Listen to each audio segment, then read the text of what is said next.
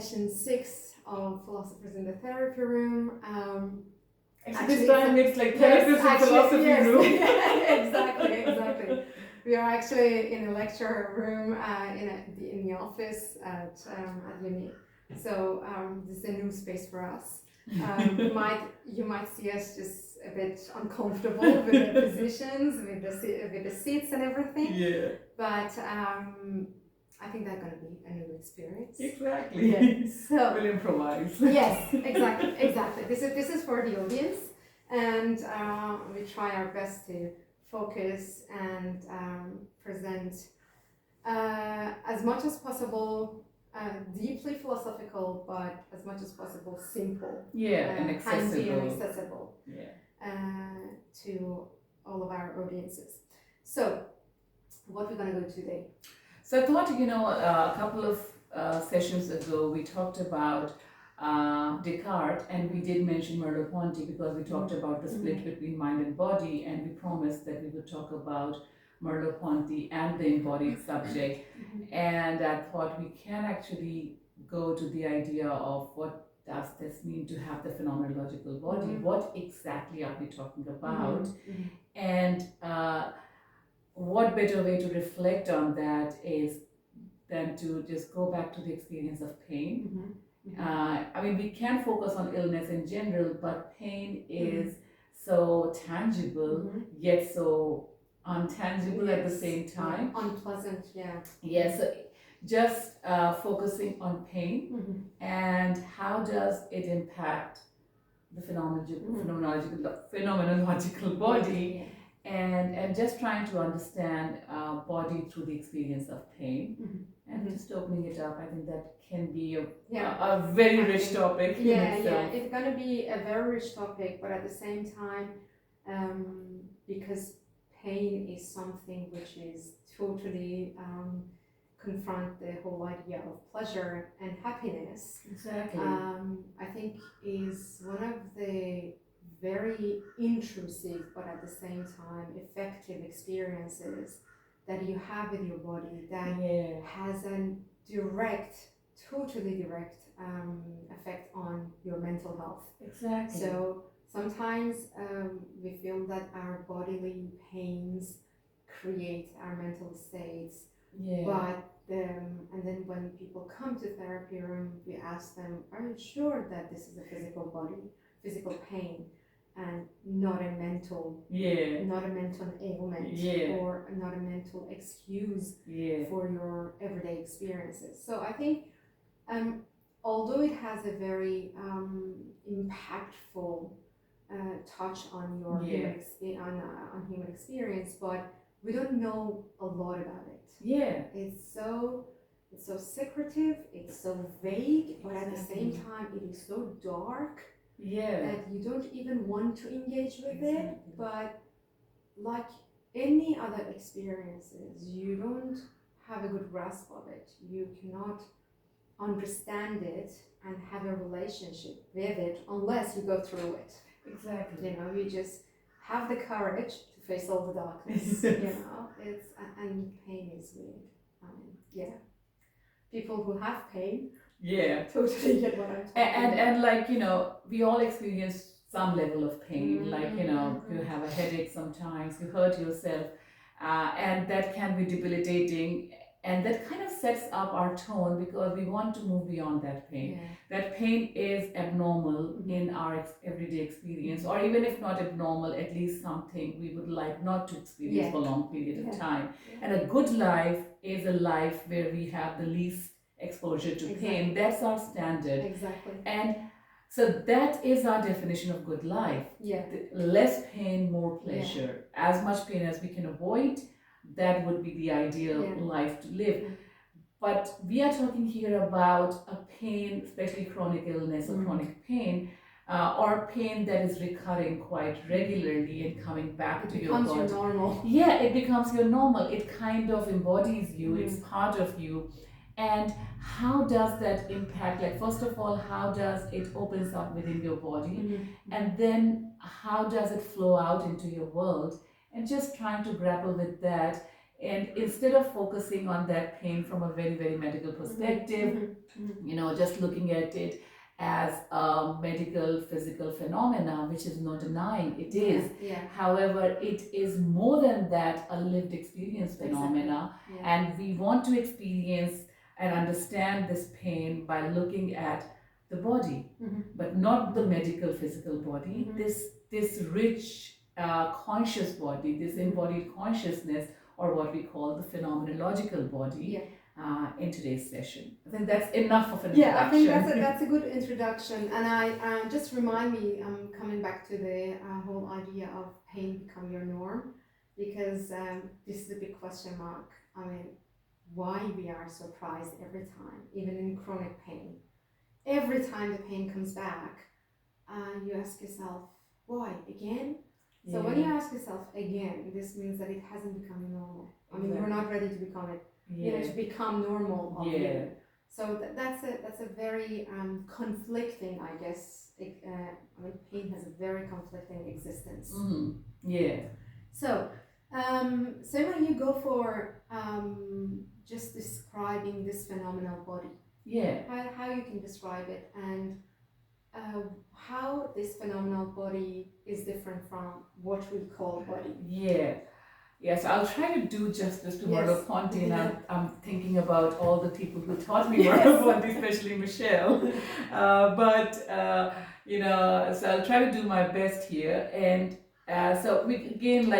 a good way to approach it again is to go back to the Cartesian split between mind and body, and somehow we feel like that I have a body and my mind somehow inhabit this body.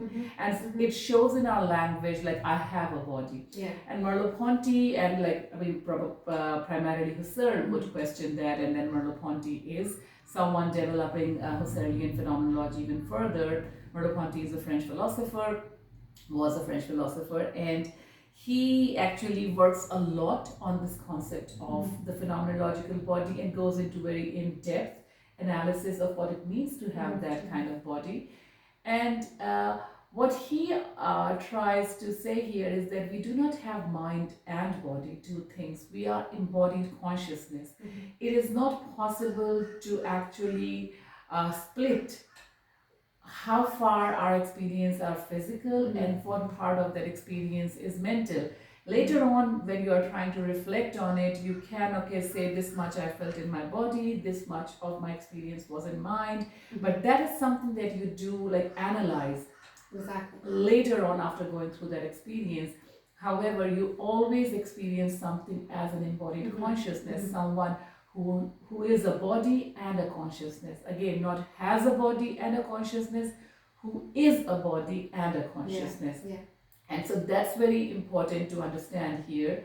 That a very interesting example that he gives here is that, sometimes we want to have this kind of out of body imaginations. Like, for example, we have this Hawkeye view, as if I can go above and look at the world from a view from nowhere, a no point of view, a disembodied experience. And he says that even when you try to imagine that, just try to imagine that you're looking at somewhere from a disembodied place. Even in that imagination, you have something which is your foreground, something which is your background, something which is your right, something which is your left. You don't lose the concept of space and place at all. And you are, even your imagination is placed somewhere, and it has to be a sort of an embodied experience, because we are our bodies, our experience is inbuilt in this body. And a point that we'll come to later on is that for Merleau-Ponty, it's not this complete finished body that comes into this world and then starts exploring it. This body is within this world, in a relationship with this world, and kind of talking to this world, answering to this world. And we will reflect on that later on. Just keep hold of that idea that for Merleau-Ponty, it's not, you prepare these bodies somewhere in a factory, and then you insert them in this world, and then they start exploring the world. He says that this embodied consciousness is inbuilt in the world and is in a dialogue, in a relationship with the world. And the world is both the natural, the human, the physical, and everything else included.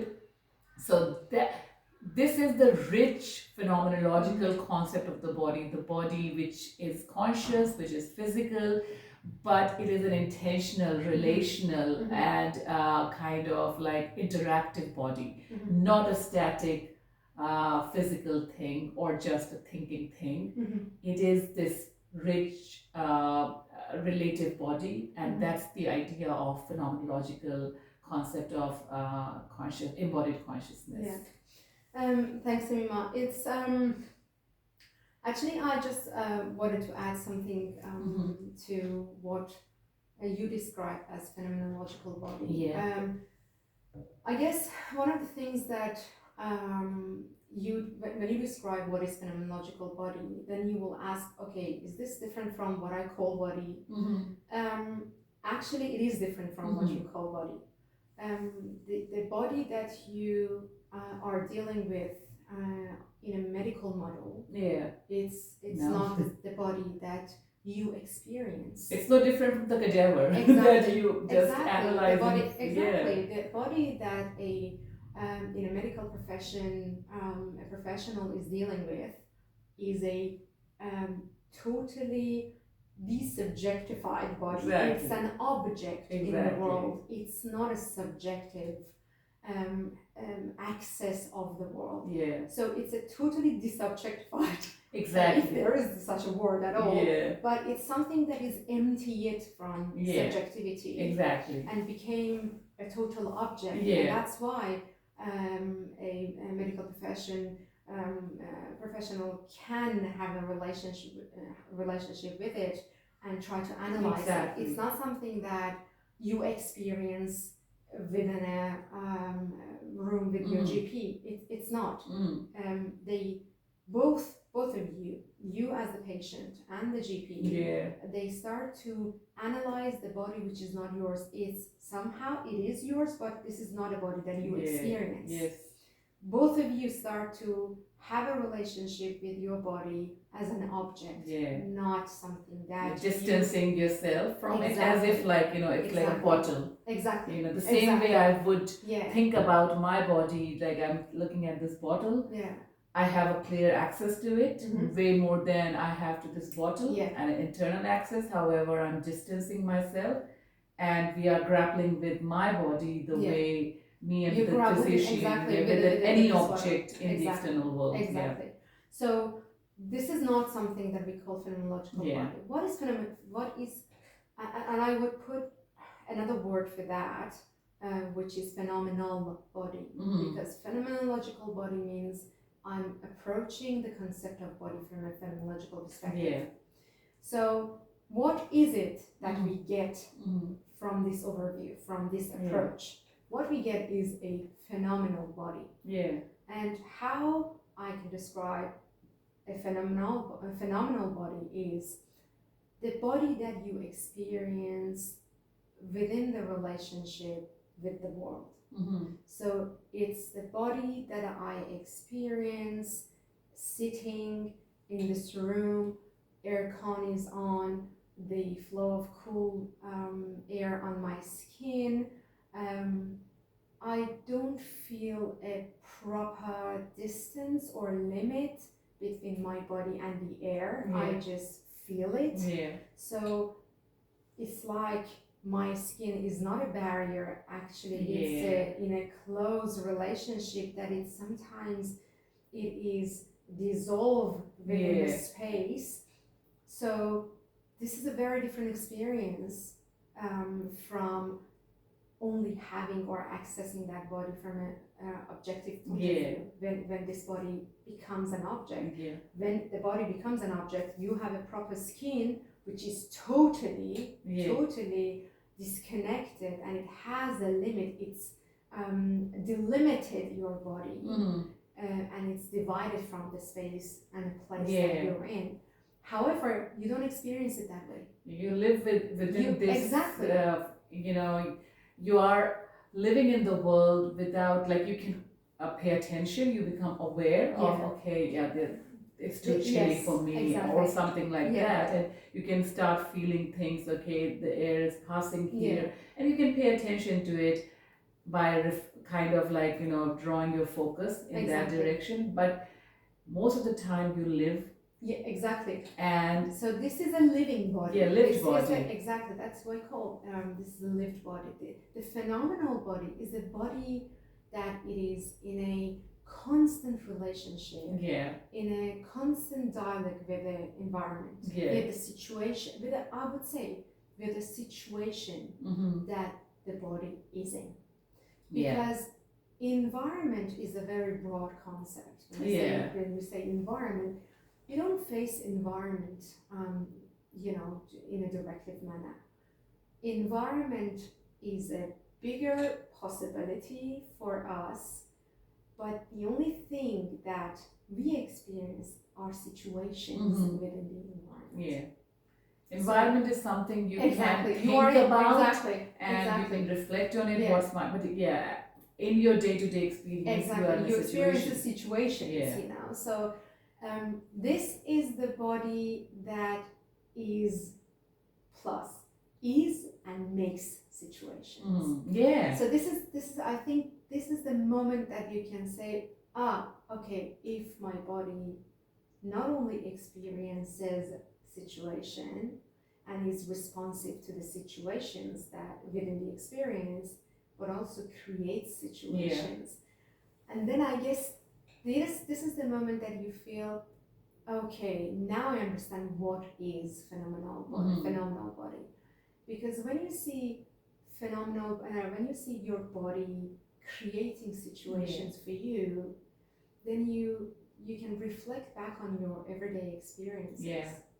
And I think as women, we have a totally I think it's very conscious, but at the same time very obvious, very lived, very present experience that how our body creates situations for us.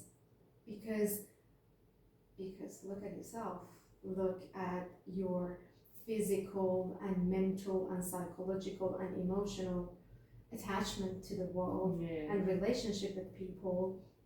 Look at how you experience the world within a just imagine yourself that you are in a room full of other women. Do you experience that situation the same way? Your body, not even a situation, your very body, that you don't have any access to change it.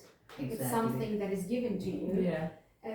How you experience the same body when you are in a room full of women, and how you experience the very same body, the physical body, that object that people call it body, when you are in a room that is full of men, or at least even a couple of men within that population of women. So this way, not only you have something as an instrument in a connection to the world, in a relationship with the world, but actually your body creates a possibility to be in the world, have a relationship with the world, but it changes your relationship with the world. It differentiates the way that you experience the world, and sometimes it limits your experience with the world. So this is what phenomenologists will call a phenomenal body. This is your lived body. This is what you live in your everyday experience. And I think it's a good point to remember that all this also tells us that the world is also a living world. The world is, by living we mean that it is always going through becoming. We don't want to say change, because people have a very certain understanding about change, but the world is becoming, the world is always taking shape, and we are actually impacted by it, but we also impact it. So that's how, like, whether we like it or not, we are impacting the shape that the world around us is taking. And by the very simple example, being in a room, I change the dynamics of the room. Whatever kind of body that I am, embodied subject, I change the dynamics. I impact the dynamics of the room. And I'm also impacted by the dynamics of the Exactly. room. Exactly. And so that's where we want to, it is really important to remember that the phenomenological body is not the static, fixed, unchanging, and externally inserted into the world body. It is living in the world and taking shape in the world all the time. It's always becoming, it's always, responding to the world and posing questions. My being here poses a question. Do you acknowledge me? Do you ignore me? It's always a question to people around me. Yeah. I think what phenomenology does is creating this dynamic of, this dynamic of becoming. I think phenomenology is all about the dynamic of becoming. And this is not about me becoming as a human person, but the whole creation, the whole existence is in development, in a constant movement. It's a constant dynamic relationship with every part, but actually acted as a whole. So it's a unity, but within that unity there are some parts interacting with each other. But sometimes we tend to divide ourselves and have it's really interesting because every part has an identity. But within the unity, again, we have another identity. And as a part of that unity.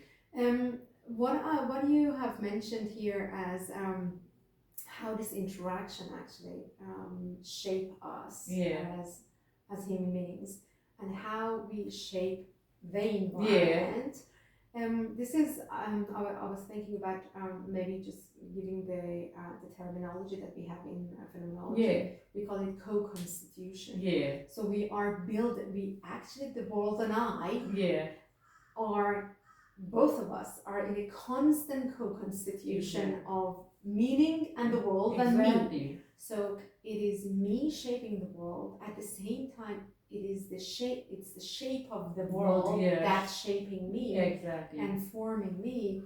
The world poses questions on me. I respond to it. My response is another question to the world. So it's a constant dynamic dialogue that is happening all the time. This interaction that we call life. I think this is what we call life.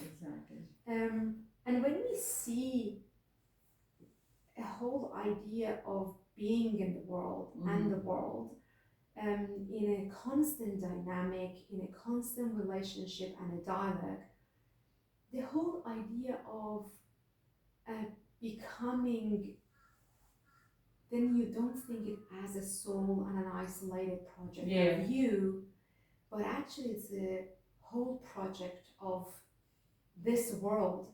You are becoming in a relationship to this world. So whatever happens to you is related to the world as well. So you don't feel things in a solitary situation. It is the world that poses certain question to you, and within this posing question you felt something. Through that feeling you responded in a manner. So whatever happens to you is in a relationship with your feelings and this constant dialogue that is happening. So it's not your concern, solely your concern. It's the concern of the world. And I think I was actually reading somewhere this concept. I think it's an ACT concept that we use. They call it common humanity. It's this, not only the humanity, and I will actually exceed that concept. It's common being in the world. It's something that is common to all of us. So when I am in pain, my pain is the concern of the world. So you don't experience it by yourself. It's not a solitary experience.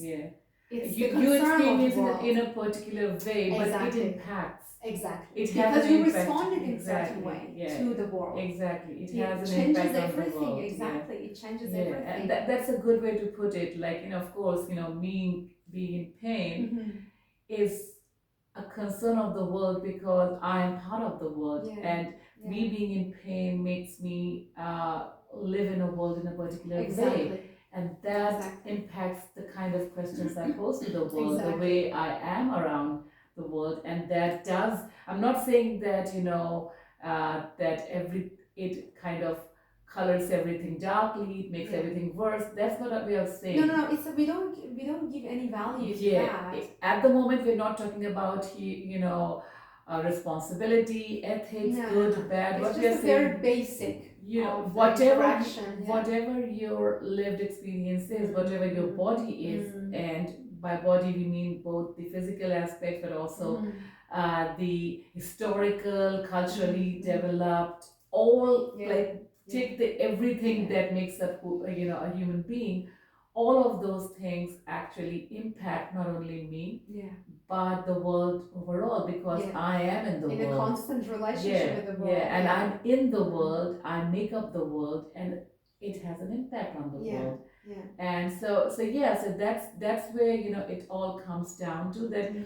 That if we are talking about illness and pain merely in terms of leg pain, back pain, that's okay when we are treating it medicinally, but it doesn't give us an understanding of pain as an experience in this world. To accommodate it in this world, we have to accommodate pain within the lived body and pain within this interactive world. So you just did it best, best manner really. It's just trying to reformulate a kind of an experience that we call pain. Because pain is nothing that you can show. You cannot. Yes, pain has a locality. But you cannot show it that, look, this is a cancerous cells, for example. You can show the cancerous cell. But you cannot show the pain. So what is that? It's an experience. Exactly. Because if you want to really go back to the biology, it's just some transmitters. They are in a certain relationship. It's a chemical thing that happens. It's a total, on a basic level, on a biological level, it's certain chemical interactions that happen between neurons. Okay, that's it. That's it. So this is exactly the same thing that happens when I'm thinking. This is exactly the same thing. Because again, thinking, analyzing, remembering, all of that is chemical interactions and reactions. So then why they create different things? Such different things with such negative valence that it has. So I guess really the pain is the concern of a phenomenological analysis, because it belongs to it's an experience. It's not something that you can show it objectively. When it's experience, then when it becomes the experience, it's not your concerns anymore. It becomes the concern of the world and of your situation. It is your concern. It becomes your concern because you are in the world, because you start to experience the world totally differently. So again, within this interaction that you feel pain and the illness is limiting. If we had another world that we could change it, imagine that we had a very elastic world. Just imagine that we have an elastic world that within these interactions, with the limitations of me when I have back pain, that I cannot move properly, I cannot walk properly, my speed is going to be so different, the movements of my leg going to be different, I cannot bend down, anything. Just imagine that we had an elastic world, that if I don't bend, the world come into my reach. So I wouldn't even feel that pain is mentally struggling. So maybe it wasn't that bad at all. I know that you have a constant back pain issue, and when we are going to lectures. Like even before today, we were like, which chair would be more comfortable? Exactly. But just imagine that you can find a cushiony background. It could shape itself according to my limitations and my experience. It has the potentiality that wasn't that fixed that I had, because with the objects, it's like I need to adjust myself to the objects. Object is fixed. You know, it cannot. It doesn't have that elasticity. But imagine that we were living in a world that had that elasticity. So the question is, then did we really experience the pain as limiting? Or illness as limiting? Maybe not. Maybe it wasn't that bad. Maybe it wasn't our concern the way that we are dealing with.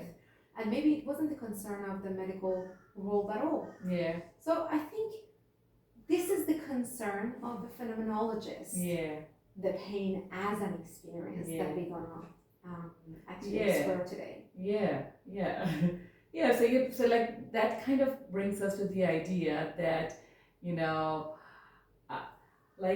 when we are in pain, what kind of questions is the world posing to me, and what kind of responses I'm giving to the world?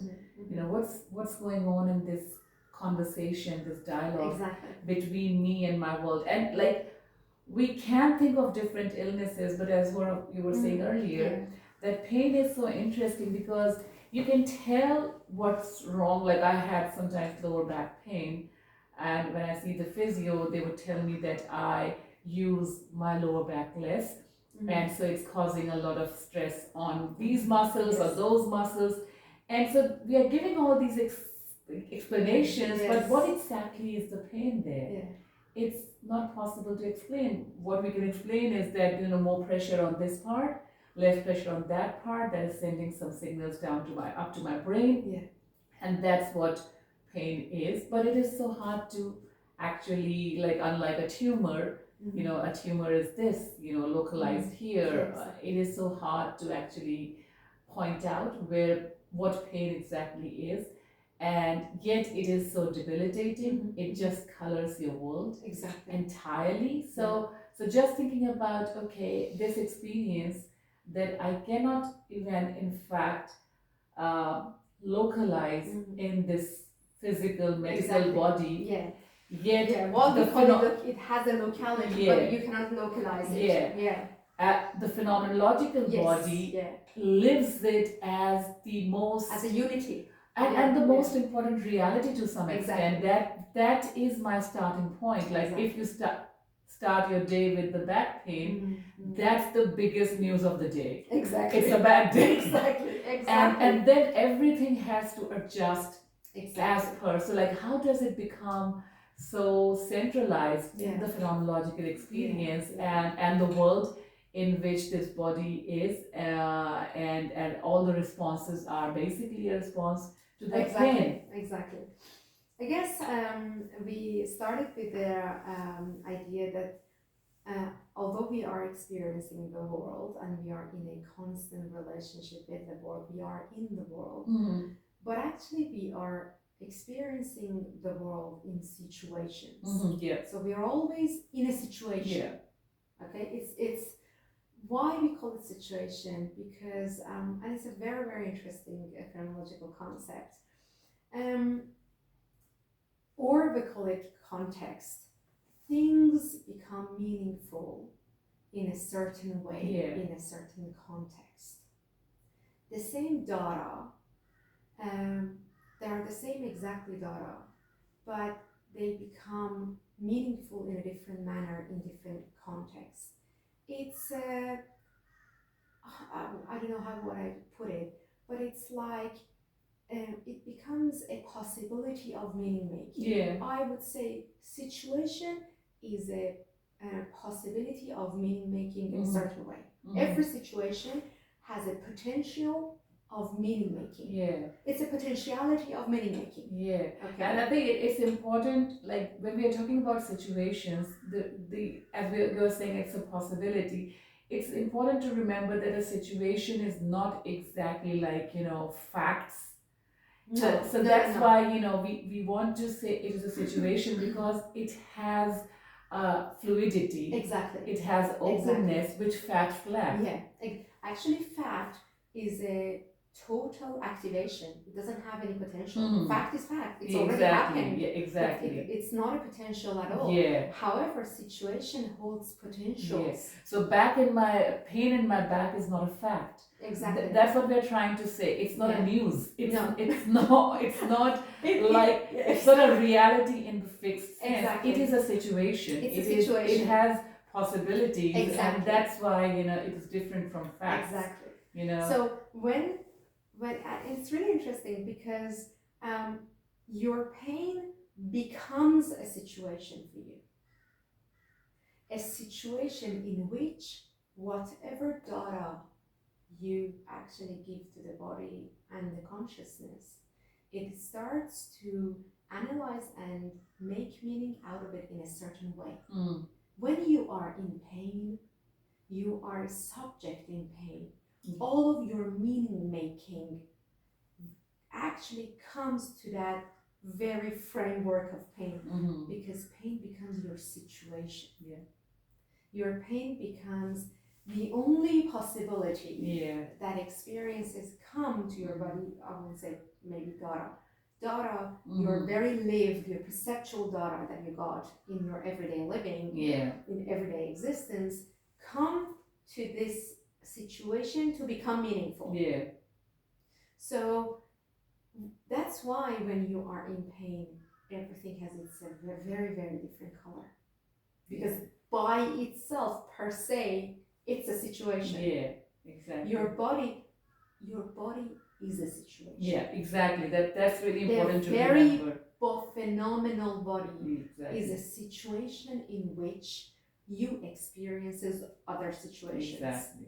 So you take it with you everywhere, and it really changes the way that you experience that situation. So, and imagine that an experience such as pain is a situation by itself, because it creates a very specific situation for your body to interact with the world. And I said that it's a structure of meaning making. Situations are structures of meaning making. So whatever interaction that you have with the world has the color and the shape and the format of the pain. The pain actually gives you directions, the structure of what type of narrative comes out of this situation. Painful situation, we call it painful situation. Actually, pain as a situation only gives us possibilities, which is not unlimited. Every situation has limited potential. Definitely. It's not unlimited. Good or bad doesn't matter. Exactly. But it's a limited potential that we have. We call it the horizon of expectation. Exactly. Every situation provides us a horizon of expectations. Possibilities are limited. Exactly. And when you know what type of experience you're dealing with, you can imagine, okay, what type of possibilities are in front of me. The whole idea is pain, as like other experiences, provide possibilities. But it's possibility. We call it potential and possibility. So it's not already there. We make it. Exactly. It's a possibility for us to make something out of it with the data that we get. I think this is the very moment that you start to say, okay, although it's a situation which bears certain potential, but again, nobody told me whether it's positive or negative, because it hasn't already been a fact yet. It hasn't been activated. It's a full potential. Again, this is the very moment that when you're talking about pain management and everything, it comes to play. Because it's a potential, you can change it in a way that works for you. But do we have access and a control 100% to change it? No, again, because we are in a relationship with the world. Part of this potentiality comes from the environment that I'm living Yeah. in. If I change that environment, I might change the potential of the situation. So it becomes a horizon of expectations, but I'm saying expectations. Yes. This horizon of expectations are prone to change by the change in the environment. Yeah, definitely. Okay. So it's not fixed. No, yeah, definitely. It can be different. I think it would be good to just like use an example here. For example, if let's imagine a very healthy body. So hard, like I said air quotes because it's so difficult to identify what's a healthy body. But let's say whatever is considered a relatively healthy, normal body. And that body presents a possibility of a lot of experiences, a lot of situations. That body is a situation that presents a lot of possibilities. So, for example, if I wake up in the morning and I have a healthy body, so I have like, I can work for these many hours, I can do this, I can finish these many jobs, I can have this much good experiences, I can talk to these many people, but there are limitations. Like, for example, if I'm going to spend 8 hours in office, I cannot take my son to beach for 4 or 5 hours to play in sun because 8 hours of that time is gone to my office. So like there are limitations, all of those things are there, and out of these possibilities I choose and I work. And you know, that's where, you know, the world is posing questions. I have set up my priorities, and my body seems to be in sync and flowing really well because my body and the world are in sync. There is no challenge that the world is posing to my body. And you cannot answer it. I cannot answer it. It's a choice whether I want to take my son to a day on the beach or I want to work on my, you know, already assigned projects. And I can do either of them. I have full capacity of working on either of them, but not both at the same time. And so my body feels like, you know, not kind of a barrier. But just think that I wake up on the same day with a lot of pain in my body, and I have this project sitting, and my son has said that, Mom, you promised me to take me to the beach. And then, you know, house chores like the kitchen and this and that sitting all around that. And now my body, which is, as Bavar says, my grasp on the world, no matter which possibility I choose, you know, I'm going to use this body, I'm going to choose that situation with this body. My body will be a hindrance, a barrier in that action, in that possibility, and that's what pain does to it. Because my other experiences, if you are a healthy person, again, air quotes, your body is in the background. You don't experience it. You live through it. Exactly. It's like it's invisible to you, and the moment you become aware, and it doesn't need to be pain. Like I remember that, you know, once I was like, you know, in a bus with someone, and there was a little baby of that family who was like just trying to play with me, and the parents were like really embarrassed because she was pulling my scarf and she was like really friendly, and I was laughing and giggling, and so the mom was, and it was like late at night, it was a delay in flight or something like that, and so the mom was saying, oh, I'm sorry, she's usually shy, but, and then she said actually in her kindi, the lady who looks after her also wears a scarf. And I was totally oblivious to the fact that I wear a scarf because I don't see it. And in that moment, and it was said very politely, nothing, no racist element, nothing. And she was just apologizing due to the kid making me, in her view, uncomfortable.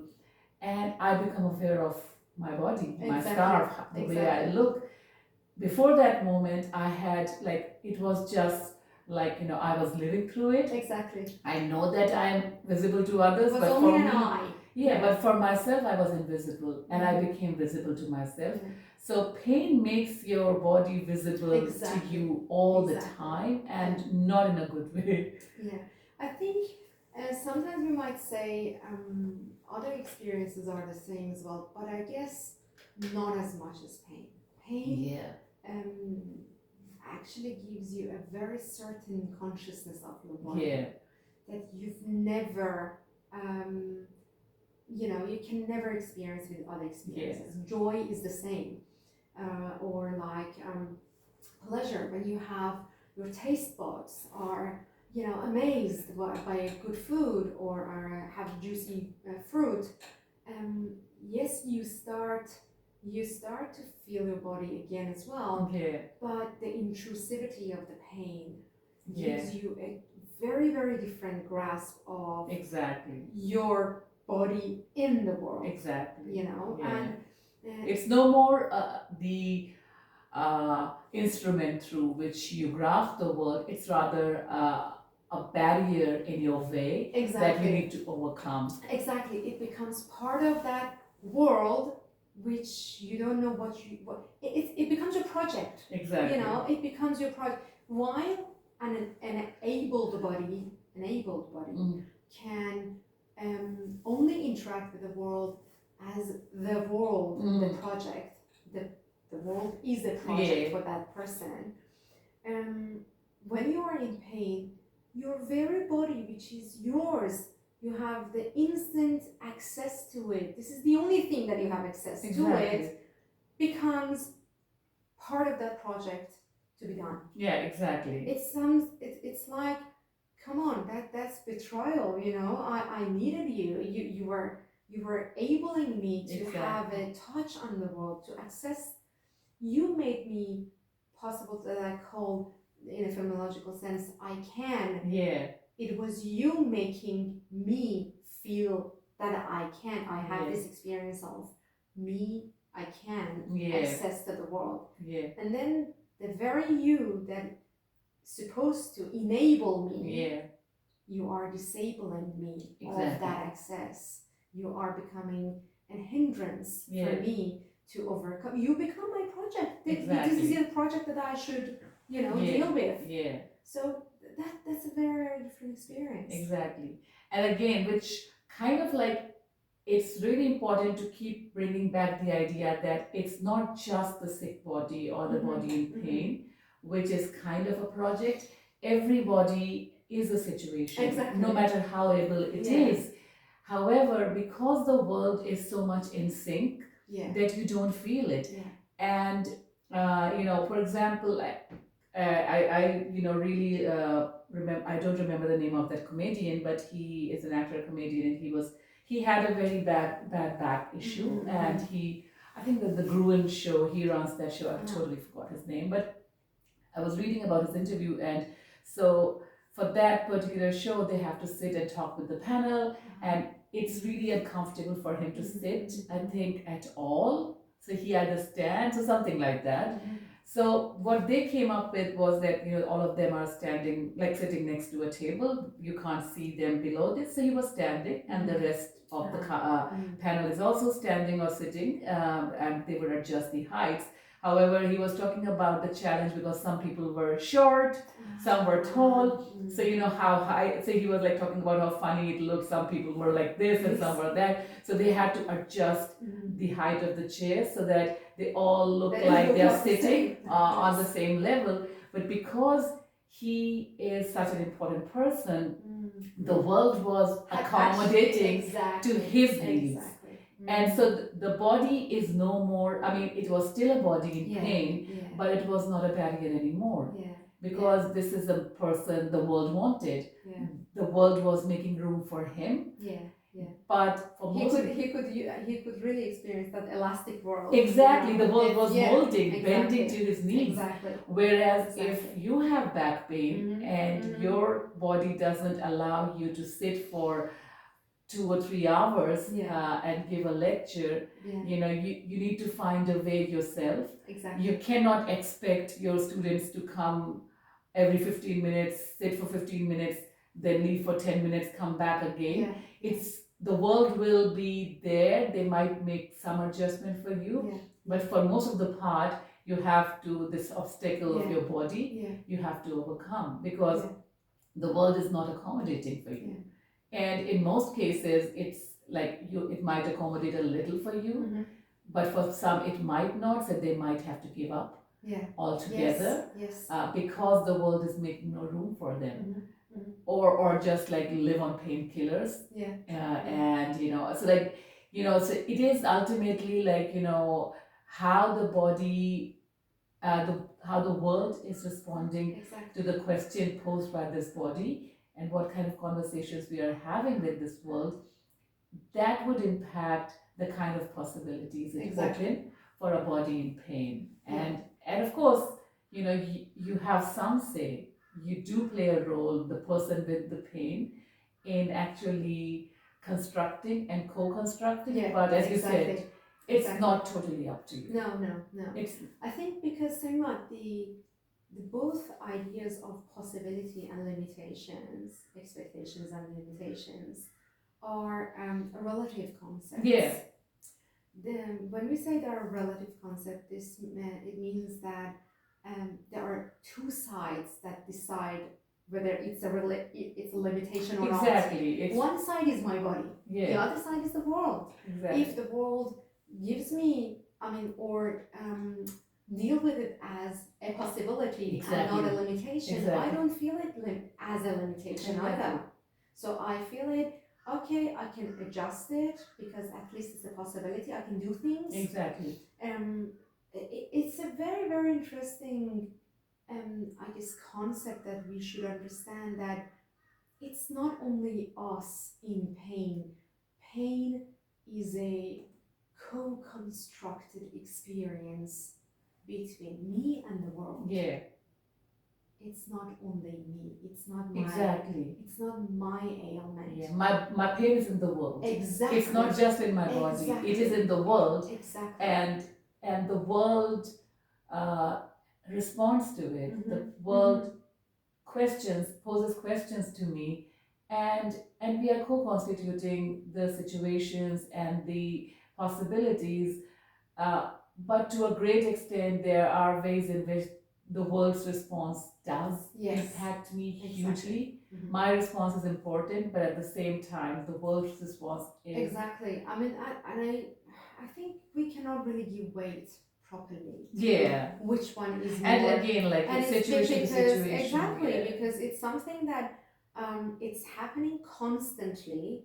It's not a moment that you say, okay, from now on, I'll pause it here. So let's see which one has a more weight to it. No. World or it's impossible. It is ambiguous, as we say in philosophy. It is ambiguous. There are no clear boundaries. No. So, but when we say pain is a co-constructed experience, this means that the whole world has a responsibility. When we talk about co-construction, means we have a possibility of construction, not demolition. Construction. We are making something. So when you are making something, you have a vision in mind, and you have a target, you have a commitment. It's all about commitment. I don't want to bring about the responsibility, because then it's going to be an existential issue, and then we need to just open it up. But just put it as a commitment. So for an experience, there are two sides that they have a commitment to that experience. Give us a meaning, creates a meaning. In this meaning construction, both sides has commitments in this co-construction of meaning. So if I go for attending to my pain, attending to my experience of pain by myself without any commitment of the world, I will not go anywhere. And again, like the commitment, it's not about choosing or not choosing, by being indifferent. By not making room for someone, I have already chosen that I'm not going to make room for you. So it is impossible not to respond. And again, I'm not saying that as individuals, as society, we are responding to each and every person. Like we are talking more in like people who are actually part of my everyday world. I'm talking more in terms of that, or the situation. As we said, environment is a much more bigger term. But the situation in which people who are around me and the world that they are building around me, and by not actually responding to me, by not engaging with me by not making room for me, they're already responding. You have said that there's no room for you, so there's no possibility of no engagement. You're already engaged with each other. Yeah, I think I would like to make it even more explicit that we are in a constant interaction. Exactly. So it's not about me having a neutral position. Exactly. We don't have neutral position. Possibility, no possibility. We don't have no possibility. What does it that, what does neutrality mean at all? Exactly. So I think that's a being neutral means exactly. Like, that you doesn't have have no. any meaning. It doesn't have any meaning. Exactly. It's not a no, it's not a yes, it's not a position at all. Yeah. Anywhere that you put yourself and position yourself toward the other is a position. Yeah. It's a position. We don't have the neutrality at all. Exactly. So I think it's a very important concept that you can understand it and put it into the co-construction of meaning in a political space, in a social space, in medical space, in psychological space. Yeah. It's all about positioning yourself. Exactly. So we are already committed as part of this world to respond. Exactly. It's not about you starting to realizing that I'm gonna commit from now on. No. You're already committed. By being a human. Exactly. By being in this world, you're already committed. It's not about the realization that, okay, I want to adjust this commitment in a way that the very situation that the other in pain created for that person become less painful. Exactly. So it starts to change the shape of what we call pain. Exactly. Pain will still be there, but their grasp on the world will change. Exactly. And that will actually be a very, very different experience of pain. So we're not saying that it will make the pain go away. If it's there, it's there. But their engagement with pain, their relationship to pain, and their relationship with their body will be very different. Will be a totally different experience based on how their pain is accommodated and the room for their pain is made into this world, and it would just have a huge impact on that. So like just bringing it back to the idea of where we started, what it means to have that phenomenological body, and especially with the experience of pain, we want to bring back to that idea that the phenomenological body is this lived body, this relational body, this body posing questions and getting answers, this body impacting the world and being impacted by it. And this becomes very visible in cases of, for example, physical pain. But, no matter what the experience is, we are always living in the world in this phenomenological body. Yes, with this phenomenal body, exactly. Yeah. I think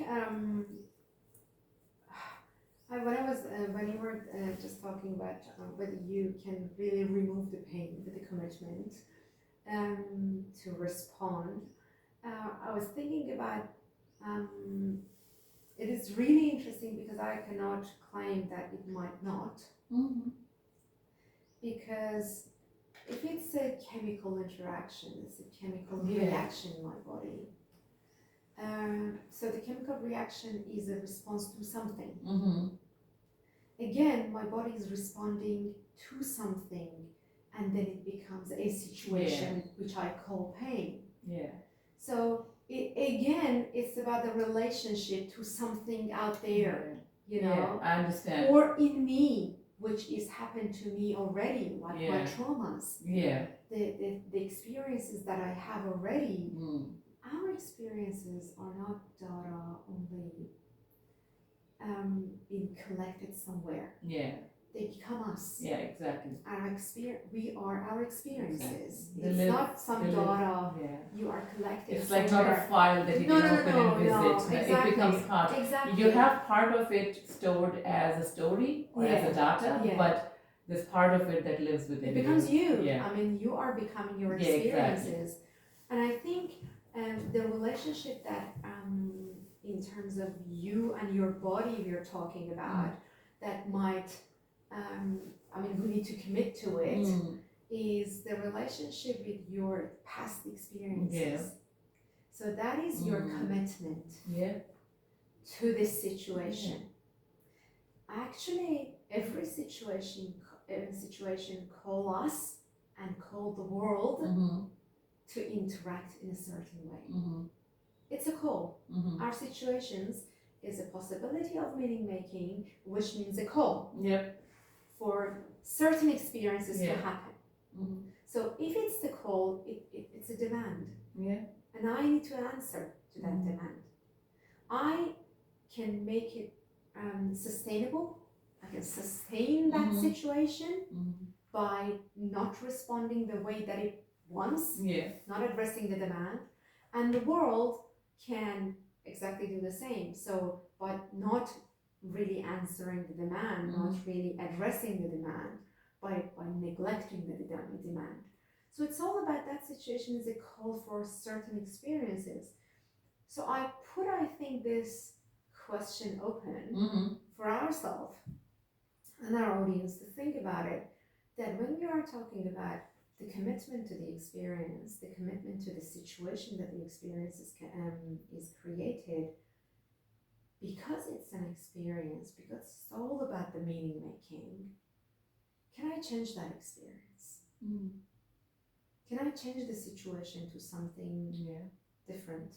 Other than pain. And we are not talking just about like medical idea. No. Of course, like actually, they will always have a room there. Yeah. But ultimately, what we are thinking here is that, you know, if the acceptance of pain as my situation, not as my limitation or a barrier, exactly, is accepted by me, and then the world accommodates this me with pain, me being in pain as part of their world, and starts making room for me. You say that there's a possibility that this pain might because look, it's stop being a reality in a way, or it changes to another situation, not a situation with that much of negative valence. But look, this is a huge project, Salima. It's not like a deciding tomorrow and then not. But it's just theorizing that really philosophizing that what's happening in that situation. And when you are philosophizing, you're analyzing, you're theorizing, you try to create some pathways that with try and error you will understand, okay, which one is working. You know, at least it becomes your scientific project, your philosophical project, you know. So I'm not saying that it's easy, which is not. No, definitely. This commitment of the world to answer the demand of the situation, and me, I think a huge part of it is me. Me seeing the pain as a situation that has a demand. What is that demand? What is it that it's telling me? What things should happen that it's an answer to that demand, to that possibility? How can I change that possibilities? Are those good possibilities or bad possibilities? It's just my relationship to that situation. The commitment of both sides to this situation, it might change the situation at all. Because the situation is a situation in a relationship with two sides. If the relationship of these two sides changes bit very in between of the situation, what we call situation, it might change the situation. I mean, it's mathematical theory, you know. I understand. You go for it. I mean, it's just about the whole idea of psychological pain management and medical model. They're really trying to figure out which one is working. Is it the and the thing is, they try to work it out and put it in a lab, not the phenomenal body. They cannot put the phenomenal body in the lab and store and really studying it. This is the point that everything is missed out. You know, the medical model misses out. What is pain exactly? Because pain is an experience. It's still very much like within the objective body that you can put on a scale, and it's again still localized in the body. You can think of the psychological impact, but that's again on a scale of how debilitating it is, which is again missing the whole point of why this pain, which is localized, has become so central and overwhelming that it becomes the biggest reality. And so I understand that if my relationship with pain changes, if the world accommodates my pain, I don't know what pain would feel like. Exactly. Pain might feel like something very different. I have no way of telling it now, but it might feel like something very different. Yeah, it might feel like very, very different. Very different, and I guess the point that it's the medical model is totally missing out is just realizing that pain is a situational experience. It's a situation by itself, and it's social, political, cultural, environmental, ethical, whatever. It's human. Exactly. It's just human. Multi-layered, multi-faced existence. Exactly. That you cannot really try to resolve it through a medical model, an objective model, which is actually, it's not the nature. I mean, pain doesn't have an objective nature at all. Yeah, exactly. So how you want to resolve it from an objective point of view? Mm-hmm. That is a point that medical model is missing out. Exactly. And they do see that, look, these two, they don't have the same natures. Exactly. You cannot access this with something that doesn't have the same nature. And I think this is very basic in from Epicurus till Hume, Locke, everyone. They were talking about these. If you have two things with two different natures, they don't have any excess. You cannot work it out and use it for the purpose of the other. So I think it's a very, very interesting concept.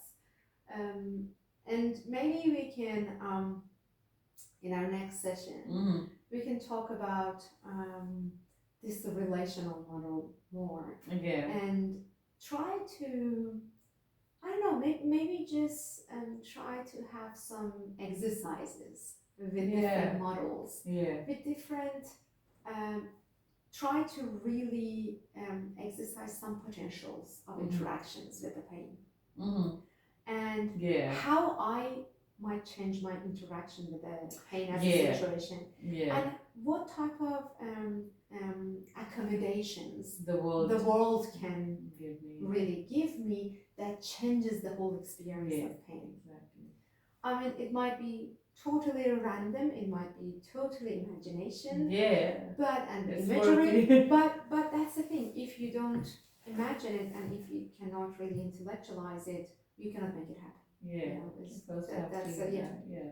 Kind of visualize. Exactly. It's about only the visualizing, the different possibilities, that how it would come, and then you go through the experience of it. At least one way you can go for it, as your relationship with the pain as a situation. This can be done. But it's a world. The demands of the world is something else. It's big enough. So I think that kind of brings it back to a very good point where we wanted to kind of bring this session, that and that sort of is in line with what we were talking about last week as well, reorienting ourselves to not last week, last time, like reorienting ourselves to our new situation and to the situation we live, and it's not about changing the reality as such, because there is no reality. It's about reorienting ourselves properly. So it is the same idea with pain as well, that we orient ourselves a bit differently by accepting the pain, and then the world also orients a little differently towards us. That's kind of the idea that we want to bring. So we're gonna explore it further. I think the whole idea of, and the whole project of Philosophers in the Therapy Room is just trying to formulate human experience in a very different manner.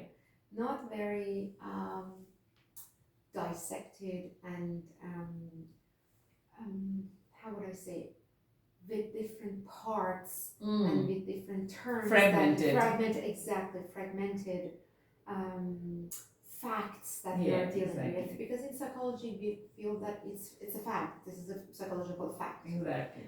But I guess really the project of Philosophers in the Therapy Room is just giving it a new perspective to the audience, a new perspective of dealing with their human being as a total. Exactly. Not as fragments, a body and a psyche and a mental possibility and a mind and a brain. Yeah. So even the whole biopsychosocial, cultural, political model, it still maintains these boundaries. Exactly. And what we say is that these boundaries, like, it's okay if you are trying to understand things, but do not try to look at yourself by looking at this much of me is political, this is social, this is biological, physical, this is like, no, we are not fragmented. We are all that. Everything is enmeshed. Exactly. And it's not possible to experience the phenomenological body and the world, which is phenomenological, by breaking it down into those fragments. And I think the only point that you can hook on that has this sense of unity and you cannot really extract the fragments or parts is experience. It's experience. Experience is a whole existence. Exactly. It has a whole existence. If you go to a political rally, you are not there just as a political creature. You have your physical body. If you have pain, your pain is there. Whatever social responsibility, personal issues, you are there as a whole being. And we do not experience the world in fragments. And so, like, we are anti-fragments. In this sense, yes. So I think that is a very kind of a good point to end this session today, that this is our project here. Just trying to bring, again, parts of our experience to our focus, but trying to look at it as a completeness with the richness of human experience, not as a fragmented, broken down, analyzed object. Exactly. I think that's a good point to end and say goodbye to. It was really great. We can go on and on. Exactly. Thank you so much for making it possible for doing it today. And hopefully we can manage to publish it on Monday, and we will do. So thank you again, everyone, for being part of this discussion today. And thank you for really supporting us in this project, for sustaining this project, which is a human experience project. We'll see you in 4 weeks' time. And we would love to hear from you guys. If you have any feedback or any topics you would like us to talk about, we would love to hear that from you. Take care. For now, take care. Goodbye. Bye.